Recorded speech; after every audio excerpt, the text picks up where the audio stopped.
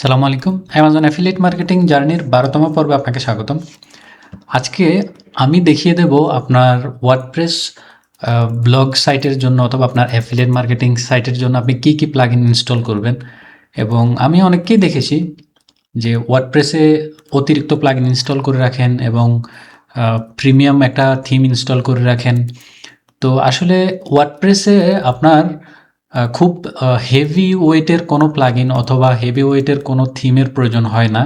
আপনি যদি একটা ব্লগ সাইট রান করতে যান সেক্ষেত্রে আপনার মিনিমাম কিছু থিম অথবা লাইট ওয়েট কিছু থিম এবং মিনিমাম কিছু প্লাগইন আছে যে অল্প কয়েকটা প্লাগইন এবং একটা লাইট ওয়েট একটা থিম দিয়ে কিন্তু আপনি ব্লগ সাইট রান করতে পারেন। কারণ হচ্ছে আপনি যদি বেশি ডিজাইনের থিম ইনস্টল করেন সেক্ষেত্রে আপনার স্পিডে এটা এফেক্ট আসতে পারে। তো বিষয়গুলো অনেকেই জানেন, বাট আমি অনেকের ওয়েবসাইটে দেখেছি তারা অতিরিক্ত প্লাগইন ইনস্টল করে রাখেন যেগুলোর আসলে অনেক প্রয়োজনীয় হয় না। আপনি শুধুমাত্র প্রয়োজনীয় জিনিসগুলো রাখেন, অপ্রয়োজনীয় কিছু রাখার দরকার নাই। কারণ এটা আপনার যদি আপনি নতুন হন তাহলে সেক্ষেত্রে আপনার মেনটেন করতে অনেক ঝামেলা হয়ে যায়। তো আমি দেখিয়ে দিই, প্রথমে আপনি যদি ওয়ার্ডপ্রেসটা ইনস্টল করেন একটা থিম নেবেন, ভালো থিম নেবেন এবং আমার সাজেশন মতে ২ থেকে ৩টা থিমের নাম আমি বলে দিই। এই ৩টা থেকে আপনি একটা নেবেন। প্রথমত অ্যাস্ট্রা একটু আপনার সেটআপ করতে একটু সময় লাগবে, বাট অ্যাস্ট্রা অনেক ভালো। এরপর হচ্ছে কেডেন্স, এরপর আরেকটা থিম হচ্ছে জেনারেট প্রেস। আপনি এই ৩টা থিম থেকে যেকোনো একটা থিম আপনি চুজ করে নেবেন। তো আমি সবসময় এই ২টাই থেকে চুজ করি, কেডেন্স অথবা জেনারেট প্রেস, কারণ এগুলো আপনার খুবই স্পিডের জন্য খুবই ভালো। তো আমি কেডেন্সটা ইনস্টল করে নিই, তাহলে আমার থিমের কাজ শেষ। এরপর হচ্ছে প্লাগইনের জন্য আমি কয়েকটি গুরুত্বপূর্ণ প্লাগইন আমি ইউজ করি। প্রথমত আমি যেটা করি, আমি গুতেনবার্গ প্লাগইনটা সবসময় ডিসেবল করে দিই। তো সেক্ষেত্রে আমি ক্লাসিকটা ইনস্টল করি। আপনার ক্লাসিকটা ইনস্টল করলে আপনি আপনার ওয়ার্ডপ্রেসের পোস্টগুলো আপনি ক্লাসিক এডিটরে এডিট করতে পারবেন। কারণ ব্লগ ডিজাইনটা আমার পছন্দ না, আমার ভালো লাগে না আর কি। বিষয়টা হচ্ছে এরকম, আপনার যদি ব্লগ ডিজাইন করতে ভালো লাগে আপনি ওটা নিতে পারেন। এরপর হচ্ছে ক্যাশিং প্লাগইনের জন্য লাইট স্পিড ক্যাশ,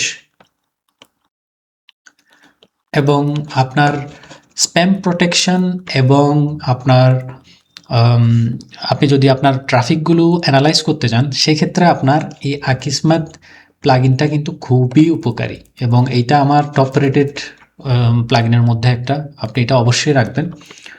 এরপর হচ্ছে আপনার সাইট কিট গুগলের সাইট কিট অবশ্যই আপনি রাখবেন।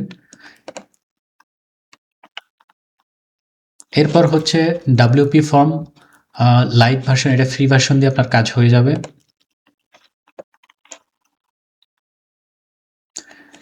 এরপর আপনি এসইও একটা প্লাগইন রাখতে পারেন। এসইও প্লাগইনের মধ্যে আমি একটা এখানে বলে দিই, র্যাঙ্ক ম্যাথ, তারপরে ইউজড এসইও এটাও ভালো। দেখাই, র্যাঙ্ক ম্যাথ ইউজড এই দুটা কিন্তু টপ রেটেড এসইও প্লাগইন। তো আপনি যদি অটোমেশন করতে চান যে আপনার মেটা টাইটেল এবং মেটা ডেসক্রিপশনগুলো অটোমেটিক্যালি আপনি যেইখান থেকে পোস্ট করেন না কেন আপনার অটোমেটিক্যালি আপনার টাইটেলটা মেটা টাইটেল হিসেবে নিয়ে নেবে, এই প্রথম প্যারাগ্রাফটা মেটা ডেসক্রিপশন হিসেবে নিয়ে নেবে, সেক্ষেত্রে আপনি এই প্লাগইনটা ইউজ করবেন। এই যে এসইও ফ্রেমওয়ার্ক, এই প্লাগইনটা আপনি ইউজ করবেন। এই প্লাগইনটা সম্পূর্ণ অটোমেটেড এবং আপনার থেকে ম্যানুয়ালি কিছুই করতে হয় না, আপনি জাস্ট পোস্টটা পাবলিশ করে দিলে সে অটোমেটিক্যালি নিয়ে নেবে। এটা হচ্ছে আপনি যদি হিউজ অ্যামাউন্টের কন্টেন্ট পাবলিশ করেন। তো আর আপনি যদি আমাদের টুলটা ইউজ করেন, রাইটার জেট ইউজ করেন, সেক্ষেত্রে রাইটার জেট আপনার অটোমেটিক্যালি আমাদের টুল থেকে আপনার ইউজড প্লাগইন অথবা র্যাঙ্ক ম্যাথে আপনার অটোমেটিক্যালি সে মেটা টাইটেল এবং মেটা ডেসক্রিপশনটা পুশ করে দেয়। তো আমি ইউজটাই ইনস্টল করতেছি। এরপর আপনার থেকে আরেকটা প্লাগইন ইনস্টল করতে হবে, সেটা হচ্ছে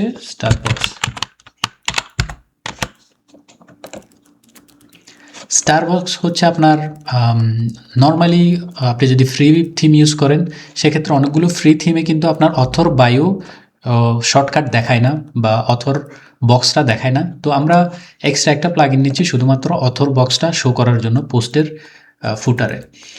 এরপর হচ্ছে আপনার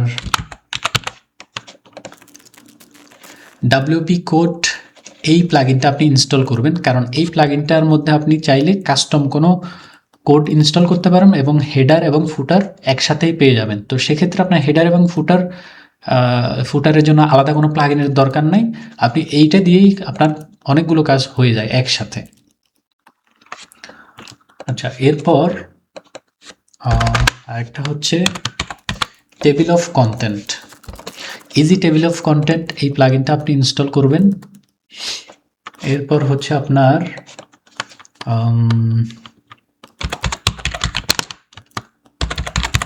আচ্ছা, এই প্লাগইনটার নাম আমি ভুলে গেছি। Inline related post, inline related post, এই প্লাগইনটা ইনস্টল করবেন।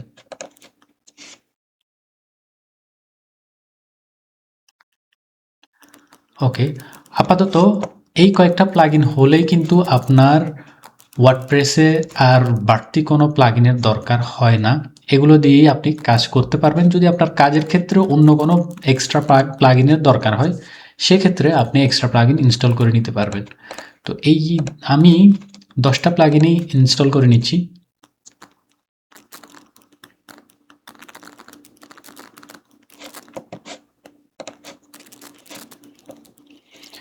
এখন আপনার প্লাগইন ইনস্টল শেষ। এখন আপনি একটা একটা করে আপনার ওয়েবসাইটের ডিটেলসগুলো আপনি অ্যাড করবেন। যেমন আপনার যদি আমাদের ইনস্টল করা শেষ, এখন জাস্ট আপনার কোন কোন জায়গায় আপনার সেট আপ করতে হবে এই জিনিসটা। এখন একটা জিনিস মনে রাখবেন, আপনি ওয়েবসাইট তৈরি করার পর ওয়েবসাইট সেট আপ কমপ্লিট হওয়ার আগে কোনো ধরনের পোস্ট করবেন না। আমরা প্লাগইন ইনস্টল করেছি এবং থিম ইনস্টল করেছি, এখন প্রত্যেকটা প্লাগইন, প্রত্যেকটা অপশান আমাদেরকে ফিক্স করতে হবে, সেট আপ করতে হবে, এরপর আমরা পোস্টে যাব। তো আপনি সর্বপ্রথম সেটিংয়ে চলে আসবেন। সেটিংয়ে আসলে আপনার ওয়েবসাইটের টাইটেল এখানে বসিয়ে দিবেন, ট্যাগলাইন বসিয়ে দিবেন, ওয়েবসাইটের জন্য একটা সাইট আইকন বসিয়ে দিবেন, কানেক্টর এটা, আচ্ছা এটা আমাদের দরকার হবে না। রাইটিংয়ের ক্ষেত্রে এখানেও আপনার কোনো কিছু চেঞ্জ করার দরকার নাই। রিডিংয়ের ক্ষেত্রে এখানেও কিছু চেঞ্জ করার দরকার নাই। আপনার ডিসকাশনের ক্ষেত্রে আমি কমেন্ট অফই রাখি। যদি আপনি কমেন্ট অন করতে চান, সেক্ষেত্রে এটা যেভাবে আছে এভাবেই রাখবেন। তবে আমি কমেন্ট অফ রাখি এবং পিং ব্যাকের যে নোটিফিকেশনগুলো আছে সেগুলো আমি অফ রাখি। তো আমি এই অপশনগুলো অফ রাখি। এনিওয়ান ক্যান পোস্ট, আমি কমেন্টটা অফ রাখতেছি। এনিওয়ান ক্যান নোট, এটাও অফ রাখতেছি। কারণ বিংয়ে কাজ করলে বেশিরভাগই কমেন্ট একটু কম আসে, খুবই কম আসে কমেন্ট, এবং যারা আসে তারা পোস্ট পড়ে কিন্তু চলে যায়। এরপর আপনার পার্মালিঙ্কে আপনার শুধুমাত্র পোস্টের লিঙ্কের স্ট্রাকচারটা এটাই রাখবেন, যে পোস্ট নেম, স্যাম্পল পোস্ট, এরকম। এরপর প্রাইভেসির এখানে ওরা অটোমেটিক একটা প্রাইভেসি পলিসি পেজ জেনারেট করে রাখে, আপনি জাস্ট ইউজ দিস দিয়ে রাখবেন, পরবর্তীতে এটা আপডেট করবেন। এরপর আপনার এগুলো হচ্ছে প্লাগইনের, আচ্ছা এগুলো হচ্ছে প্লাগইনের সেট আপ।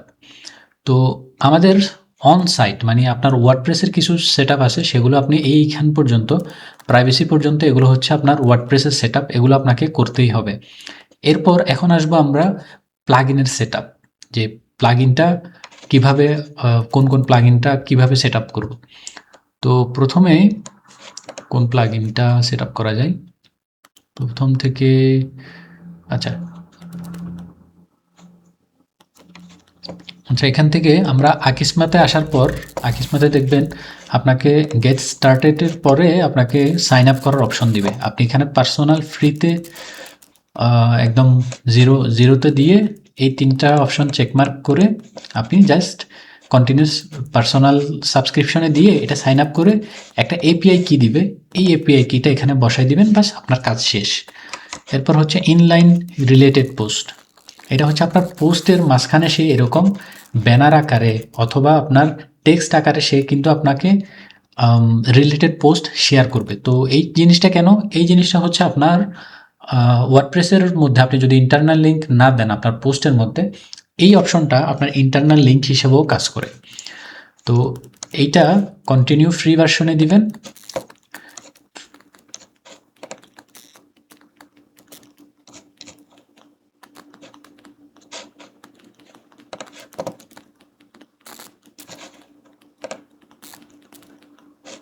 এটার কি সমস্যা?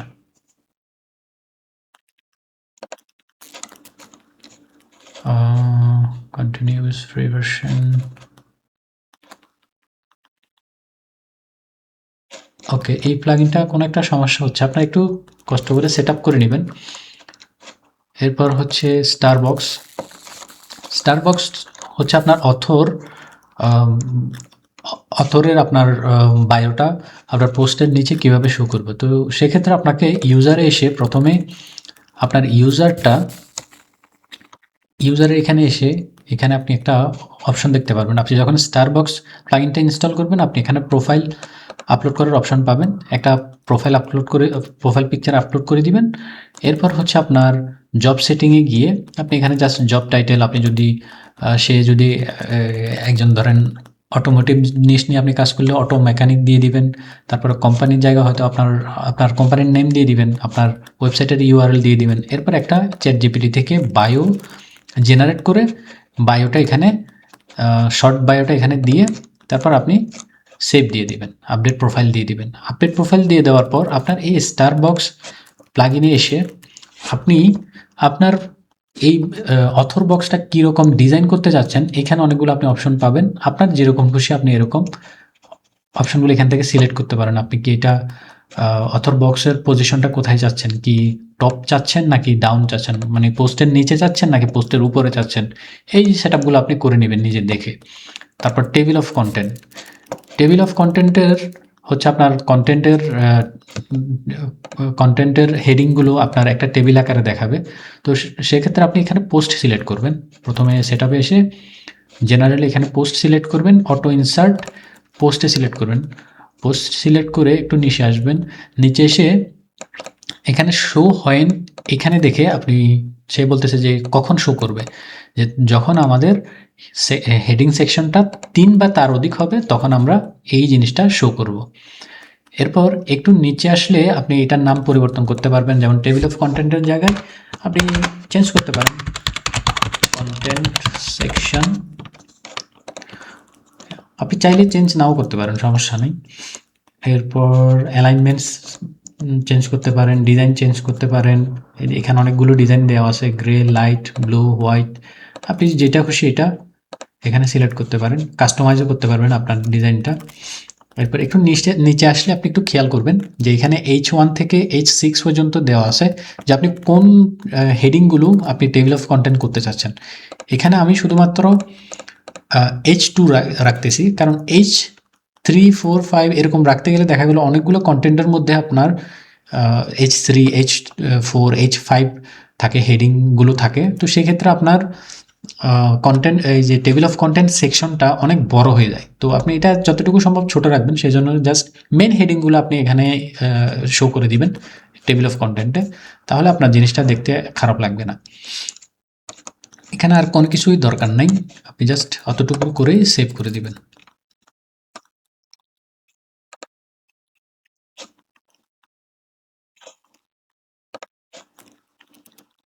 ওকে, আমাদের এটা সেট আপ শেষ।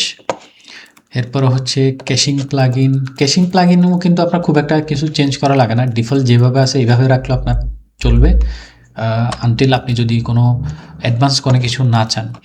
এরপর হচ্ছে কোড স্নিপড প্লাগইন।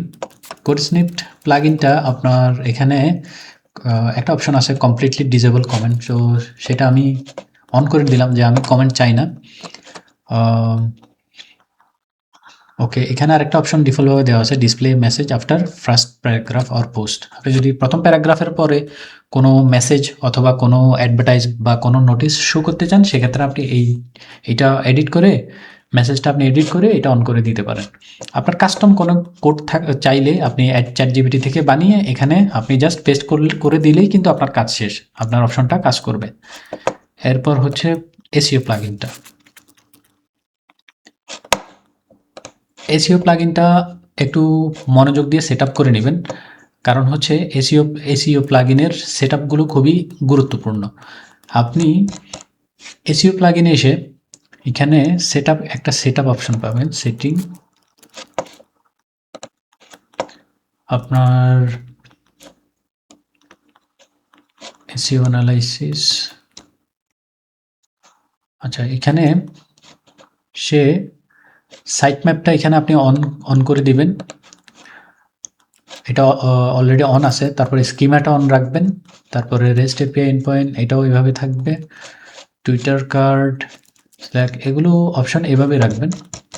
তবে সাইট বেসিক, আচ্ছা, এখানে আপনার এই জিনিসগুলো আপনি যেভাবে সেটিংয়ে সেট আপ করেছিলেন, এখান থেকে সেটিংয়ে এই সেট আপগুলো সাইটের ডিটেলসগুলো এখানে আরেকবার সেট আপ করে দেবেন। কারণ আপনার এসইও প্লাগইন এখন বর্তমানে আপনার ওয়েবসাইটের যে এসইও ডিটেলসগুলো সেগুলো আপনার এসইও প্লাগইনটা রিপ্লেস করে দিচ্ছে। তার মানে আপনি সেটিং থেকে যেগুলো ইউজ করেছেন এগুলো কিন্তু আর ইউজ হবে না। এখানে আপনার কাস্টম আপনি নতুন করে অ্যাড করে দিতে হবে। তো সাইট নেম, ট্যাগ নেম, তারপরে ওয়েবসাইটের নামের পরে ট্যাগলাইনটা কীভাবে সেপারেশন হবে, কি হাইপেন দিয়ে হবে নাকি ছোট না বড়, না ডট দিয়ে হবে না এটা দিয়ে হবে, আপনি এটা সেট আপ করে দিবেন। তারপরে সাইট আইকন, তারপরে সাইট প্রিফারেন্স, এগুলো নর্মালি এভাবে যেভাবে আছে এভাবে জাস্ট সেট আপ করে ছেড়ে দেবেন। তারপর হচ্ছে আপনার এখানে যদি আপনি অর্গানাইজেশন হন, অর্গানাইজেশন, পার্সন হলে পার্সন সিলেক্ট করে দিবেন, ইউজার রোল দিয়ে দিবেন, ইউজার ইনফো দিয়ে দিবেন, হয়তো আপনার প্রোফাইল বায়ো দিয়ে দিবেন, আপনার পিকচার দিয়ে দিতে পারেন, সাইট কানেকশন। আচ্ছা, এখানে আপনি চাইলে ওয়েবসাইটের যে ভেরিফিকেশনগুলো আপনি যদি ওয়েবমাস্টারে সাবমিট করেন এটা দিয়েও করতে পারেন, হেডার এবং ফুটার এই প্লাগইনটা দিয়েও করতে পারেন, অথবা আপনি চাইলে আপনার গুগলের ভেরিফিকেশন কোডগুলো এখানে দিলেও কিন্তু আপনার এটা ওয়েবসাইটটা ভেরিফাই হয়ে যাবে। এখানে অনেকগুলো ডিফল্টভাবে অপশন আছে। এরপর হচ্ছে হোম পেজের আপনার কি শো করবে, কি ওই হোম পেজের ওয়েবসাইটের টাইটেলটা শো করবে না কি শো করবে, এই জিনিসগুলো আপনি একটু মেটা ডেসক্রিপশন এগুলো একটু আপডেট করে দিবেন। আপডেট করলে ভালো, প্রফেশনালি আপডেট করলে সব কিছু যখন আপনি শুরু থেকে ঠিক করবেন, বিশেষ করে এসইওটা কিন্তু খুবই গুরুত্বপূর্ণ ওয়েবসাইটের জন্য। আপনি সাইট টাইটেল, পেজ সেপারেশন, এইটা শুধুমাত্র সাইট টাইটেল রেখে দিলেই পারেন। এরপর আপনার মেটা ডেসক্রিপশনটা, এরপরে ওয়েবসাইটের আপনার একটা লোগো এখানে অ্যাড করে দিলেন। ওকে, এখানে ভ্যারিয়েবল লাগবে না আপনার। সেটআপ পোস্ট, আপনার পোস্টগুলা কিভাবে শো হবে যে সার্চ ইঞ্জিনে, তো সেক্ষেত্রে আমি করি কি, অনেক সময় টাইটেলগুলো দেখা গেল অনেক বড় হয়ে যায়, তো সেক্ষেত্রে আপনি জাস্ট টাইটেল রাখবেন, সাইট টাইটেল অ্যাড করবেন না। আপনার পোস্ট টাইটেলের পরে সাইট টাইটেলগুলো আপনি যখন অ্যাড করতে যাবেন তখন দেখা গেল আপনার টাইটেলটা অনেক লং হয়ে যায়, তো সেক্ষেত্রে এটা একটু নেগেটিভ ইফেক্ট পড়ে সার্চ ইঞ্জিনে, কারণ মানুষ পুরো টাইটেলটা না দেখলে অনেক সময় ক্লিক করে না। তো এখানে শুধুমাত্র ভ্যারিয়েবলে শুধু টাইটেল রেখে দিবেন, আর মেটা ডেসক্রিপশনে শুধুমাত্র আপনার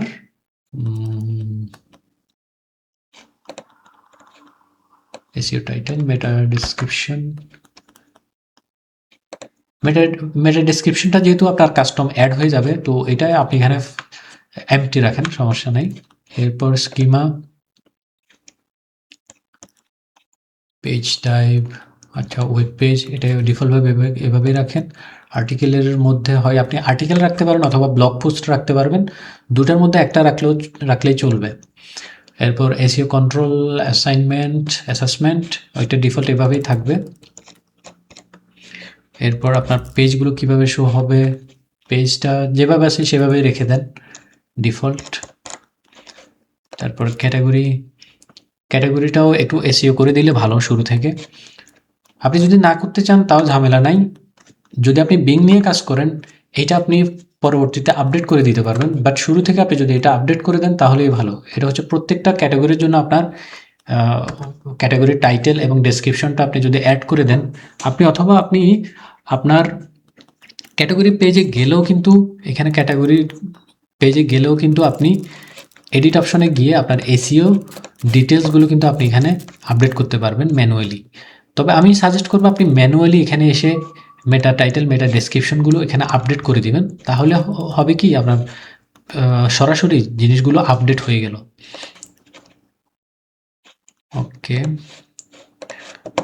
এরপর এসইও প্লাগইনে আপাতত আর কোনো কাজ নাই।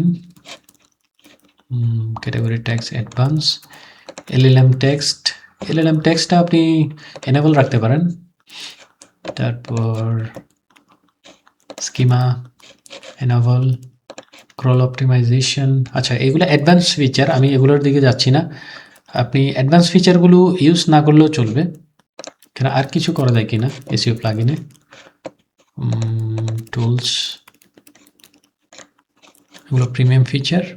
ওকে, অতটুকুই আপনার একটা ওয়ার্ডপ্রেসের জন্য যথেষ্ট। এইটা হচ্ছে আপনার প্লাগইনের ডিটেলস। কারণ হচ্ছে এই আমি খুব বেশি কিন্তু আপনাকে বিস্তারিত বলিনি, জাস্ট থিওরি বলে দিয়েছি যে এই প্লাগইনগুলো এভাবে ইনস্টল করেন। আমি যদি পুরো ডিটেলস যদি আপনাকে জিনিসগুলো বোঝাই তাহলে বিষয়টা কিন্তু অনেক বড় হয়ে যায়। তো সেক্ষেত্রে আমি আজকে মানে খুব বেশি আপনাকে দেখাচ্ছি না। আমি পরবর্তীতে আপনাকে কিভাবে পেজ সেটআপ এবং থিমটা সেটআপ করা লাগে সেই জিনিসটা আপনাকে দেখাই দিব, যে থিমটার হোম পেজটা কীভাবে সেটিং করবেন, মেনুটা কীভাবে সেটিং করবেন, আপনার ওয়েবসাইটের যে ইম্পর্ট্যান্ট পেজগুলো আছে সেগুলি কীভাবে সেটিং করবেন, আমি পরবর্তীতে কালকের ভিডিওতে আমি ওই জিনিসটা দেখাই দিব। তো আজকের জন্য অতটুকুই। ভিডিওটা আসলে লং হয়ে গেছে, আমার আসলে কিছুই করার নাই। এখানে আপনার যে অন পেজের জিনিসগুলা, এই জিনিসগুলো কিন্তু আপনার অবশ্যই ঠিক করতে হবে। এগুলো ছাড়া কিন্তু আপনার ওয়েবসাইটে কন্টেন্ট পাবলিশ করা আমি সাপোর্ট করি না বা উচিত না।